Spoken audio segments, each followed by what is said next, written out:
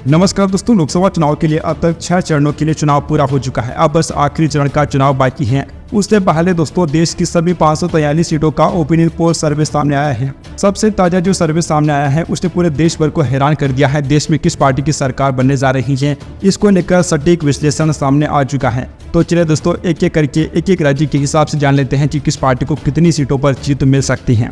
सबसे पहले दोस्तों अगर राजस्थान की बातचीत की जाए तो राजस्थान में इस बार क्लीन स्वीप भाजपा नहीं करने वाली है। अभी तक दोस्तों जो आंकड़े निकलकर सामने आ रहे हैं उनके मुताबिक राजस्थान में बीजेपी 19 सीटें हासिल कर सकती हैं। 2 सीटें कांग्रेस पार्टी को मिल सकती हैं, 1 सीट आरएलटीपी को मिल सकती है, सीपीआईएम को 1 सीट, जबकि बीएपी पार्टी को भी 1 सीट, जबकि अन्य के हिस्से में 1 सीट जा सकती हैं। पंजाब के बारे में दोस्तों अगर बातचीत की जाए तो पंजाब की 13 सीटों में से कांग्रेस पार्टी का खाता भी नहीं खुल रहा है, जबकि भारतीय जनता पार्टी को 4 सीटें मिल सकती हैं। वहीं आम आदमी पार्टी को भी 8 सीटें मिलने की संभावना है। 1 सीट शिरोमणि अकाली दल को मिल सकती है, जबकि अन्य पार्टियों का खाता भी नहीं खुलने का अनुमान है। झारखंड की अगर बातचीत की जाए तो झारखंड में भाजपा का पलड़ा बहुत भारी है। झारखंड की 14 सीटों में से बीजेपी को 12 सीटें, जबकि कांग्रेस पार्टी का खाता भी नहीं खुल रहा है। जेएमएम को 1 सीट, जबकि अन्य पार्टियों के हिस्से में 1 सीट जा सकती हैं। आरजेडी और एजीएसयूपी का खाता भी खुलता नजर नहीं आ रहा है। छत्तीसगढ़ की बातचीत की जाए तो छत्तीसगढ़ में भाजपा इस बार भी क्लीन स्वीप कर रही है। छत्तीसगढ़ की 11 में से सभी 11 सीटें भाजपा को मिलने का अनुमान है, जबकि कांग्रेस पार्टी का खाता भी खुलता नजर नहीं आ रहा है। अब चलिए दोस्तों बात कर लेते हैं असम की 14 लोकसभा सीटों के बारे में। दोस्तों जो जानकारी सामने आ रही है उसके मुताबिक असम की 14 में से 11 सीटें बीजेपी को मिल सकती हैं। कांग्रेस पार्टी को 1 सीट मिलने की संभावना है, एजीपी को 1 सीट, एआईडीएफ का खाता भी नहीं खुल रहा है, जबकि अन्य पार्टियों को भी 1 सीट मिलने की संभावना है। ओडिशा की अगर बातचीत की जाए तो ओडिशा की 21 लोकसभा सीटों में से बीजेपी को 14 लोकसभा सीटें, 1 सीट कांग्रेस पार्टी, जबकि क्षेत्रीय पार्टी बीजू जनता दल को 6 सीटें मिलने की संभावना है। अन्य पार्टियों का खाता भी खुलता नजर नहीं आ रहा है। दोस्तों अगर महाराष्ट्र की 48 सीटों की बातचीत की जाए तो महाराष्ट्र में बीजेपी सबसे बड़ी पार्टी बन सकती है और यहाँ की 48 में से 25 सीटें बीजेपी को मिलने की संभावना है। 5 सीटें कांग्रेस पार्टी को मिल सकती हैं। शिवसेना शिंदे गुट को 3 सीटें, एनसीपी अजित पवार गुट का खाता भी खुलता नजर नहीं आ रहा है, जबकि शिवसेना उद्धव ठाकरे गुट को 10 सीटें मिल सकती हैं। एनसीपी शरद पवार गुट को 5 सीटें मिलने की संभावना है और अन्य पार्टियों का खाता भी नहीं खुल रहा है। वही दोस्तों अगर हम हरियाणा की बात करें तो हरियाणा की 10 में से बीजेपी को 9 सीटें मिलने की संभावना है और कांग्रेस पार्टी को 1 सीट मिल सकती है। दूसरी किसी भी पार्टी को 1 भी सीट मिलने की संभावना जताई नहीं जा रही है।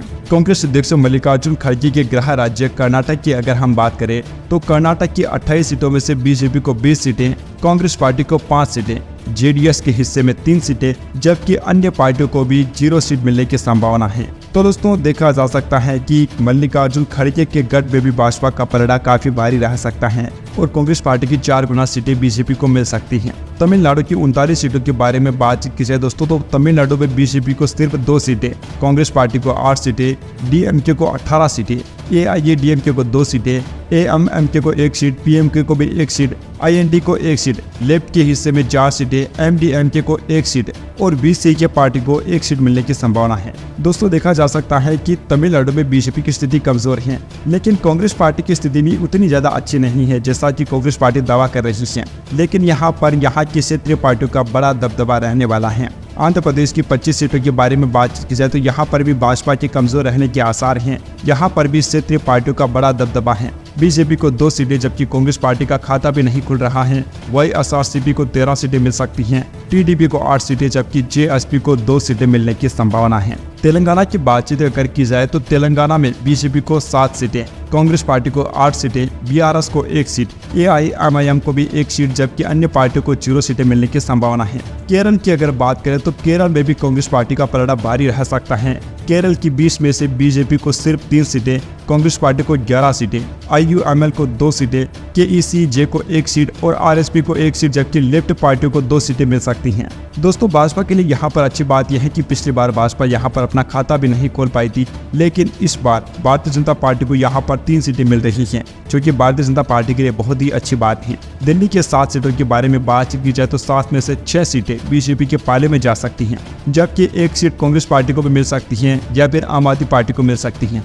बाकी 6 सीटें तो भाजपा के खेमे में बताई जा रही हैं। हिमाचल प्रदेश में भाजपा क्लीन स्वीप कर सकती है। हिमाचल की सभी 4 सीटें बीजेपी को मिलने की संभावना है। उत्तराखंड का हाल भी कुछ ऐसा ही रहने वाला है। उत्तराखंड में बीजेपी 5 में से 5 सीटें अपने नाम कर सकती है। कांग्रेस पार्टी का यहाँ पर भी खाता भी खुलता नजर नहीं आ रहा है। दोस्तों, अगर देश के सबसे बड़े राज्य उत्तर प्रदेश की बातचीत की जाए तो यहाँ देश की सत्ता तय करती है। कहा जाता है कि केंद्र की राजनीति उत्तर प्रदेश से तय होती है। उत्तर प्रदेश की 80 में से अकेले बीजेपी को 64 सीटें, कांग्रेस पार्टी को 1 सीट, जो कि राहुल गांधी की रायबरेली सीट बताई जा रही है कि कांग्रेस पार्टी जीत सकती है। समाजवादी पार्टी को 11 सीटें मिल सकती हैं। बीएसपी का खाता भी नहीं खुल रहा है। आरएलडी को 2 सीटें मिल सकती हैं। अपना दल को 2 सीटें, एसपी बीएसपी को 1 भी सीट नहीं मिल रही है। दोस्तों, अगर पश्चिम बंगाल की बातचीत की जाए तो बंगाल की 42 सीटों में से बीजेपी को 20 सीटें मिल सकती हैं। कांग्रेस पार्टी को 1 सीट, टीएमसी को 21 सीटें मिलने की संभावना है, जबकि अन्य किसी भी पार्टी का खाता भी नहीं खुल रहा है। दोस्तों, आपको बताना चाहेंगे कि बंगाल में इंडिया गठबंधन नहीं हुआ है।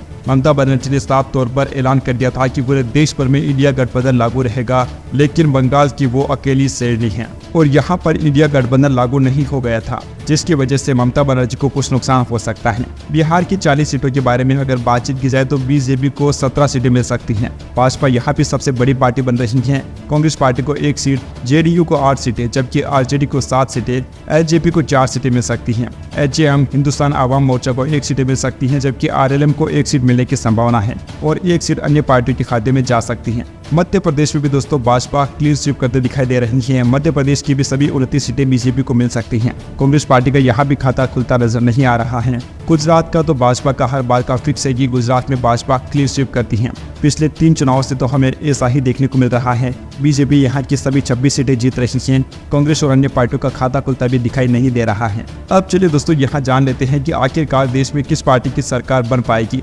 अब दोस्तों हम पूरे देश के सर्वे की ओर आगे बढ़ेंगे कि पूरे देश भर में किस पार्टी को कितनी सीटें मिल सकती हैं। तो दोस्तों जो 283 सीटों का रुझान सामने आ रहा है उसके मुताबिक 283 सीटों के ओपिनियन पोल में से 206 सीटें एनडीए को मिल सकती हैं, जबकि इंडिया गठबंधन को 66 सीटें मिलने की संभावना है। अन्य पार्टियों को 11 सीटें मिल सकती हैं। दोस्तों अब 293 सीटों के रुझान सामने आ चुके हैं, जिनके मुताबिक 215 सीटें एनडीए को, इंडिया गठबंधन को 67 सीटें और अन्य पार्टियों को 11 सीटें मिलने की संभावना है। वीडियो में आगे बढ़ते हैं और बात कर लेते हैं 360 सीटों के रुझान के बारे में। 360 में से एनडीए को 243 सीटें, इंडिया गठबंधन को 104 सीटें और अन्य पार्टियों के हिस्से में 13 सीटें जाने की संभावना जताई जा रही हैं। दोस्तों जो 422 सीटों का रुझान सामने आया है उसके मुताबिक एनडीए को 265 सीटें, इंडिया गठबंधन को 129 सीटें और अन्य पार्टियों के हिस्से में 28 सीटें जाने की संभावना है।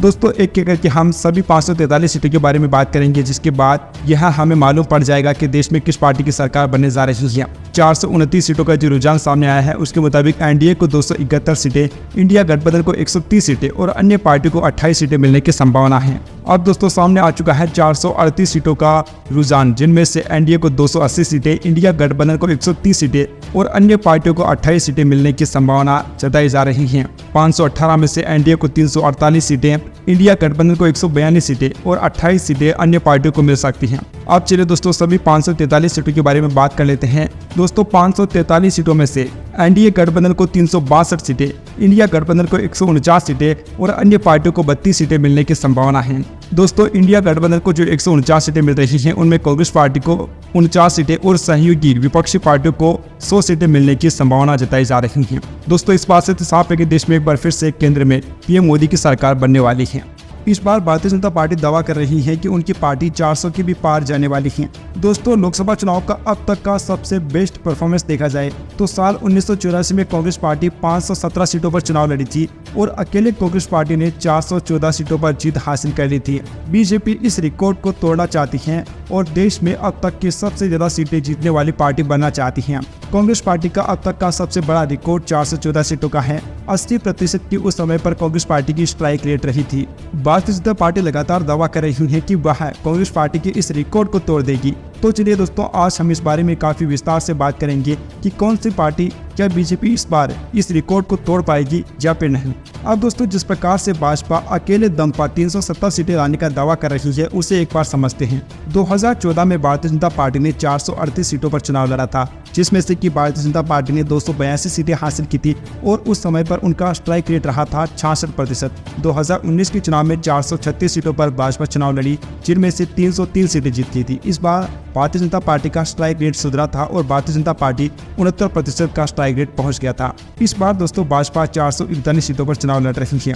पिछली बार के मुकाबले भाजपा इस बार 5 ज्यादा सीटों पर चुनाव लड़ रही है। अगर दोस्तों भाजपा 370 सीटें लाने में कामयाब होगी, तब भाजपा का स्ट्राइक रेट 91% चाहिए होगा, जो कि अब तक पूरे देश में किसी भी पार्टी का नहीं आया है। साल 1984 में भी कांग्रेस पार्टी का स्ट्राइक रेट, जो कि कांग्रेस की सबसे बढ़िया परफॉर्मेंस है, अकेले कांग्रेस पार्टी ने 414 सीटें हासिल करनी थी। उस समय भी उनका स्ट्राइक रेट दोस्तों 80% ही था। अगर भाजपा अपने दावे पर खरा उतरना चाहती है तो उन्हें 90% का स्ट्राइक रेट चाहिए होगा। अगर भाजपा को इतनी सीटें हासिल करनी है तो भाजपा का दक्षिण भारत में मजबूत किला होना बहुत ज्यादा जरूरी है, क्योंकि भाजपा के लिए सबसे मुश्किल है दक्षिण का किला भेदना। दोस्तों, अगर दक्षिण भारत की बातचीत की जाए तो 132 में से 84 सीटें ऐसी हैं जहां पर भाजपा का आज दिन तक कभी भी खाता भी नहीं खुला है और 20 साल में तमिलनाडु की सिर्फ एक सीट कन्याकुमारी से भाजपा ने जीत हासिल की है। बाकी दोस्तों देखा जाए तो दक्षिण भारत में भाजपा की स्थिति काफी कमजोर है। अब दोस्तों मैं आपको एक एक राज्य के हिसाब से बताता हूं कि दक्षिण में भाजपा का किला कैसा रहता है। दक्षिण भारत में तमिलनाडु की 39 सीटों में से 2014 में भाजपा ने एक सीट जीती थी और 2019 में वो एक सीट भी गंवा दी थी।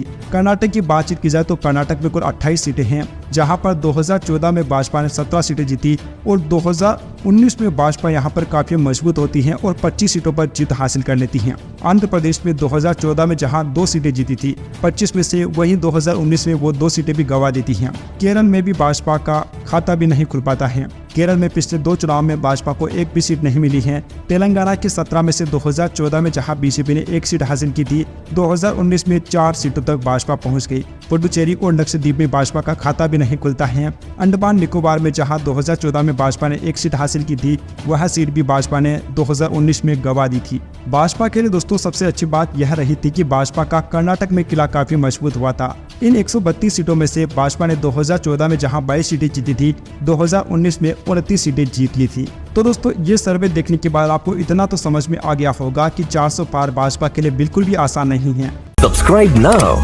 and press the bell icon. Never miss an update.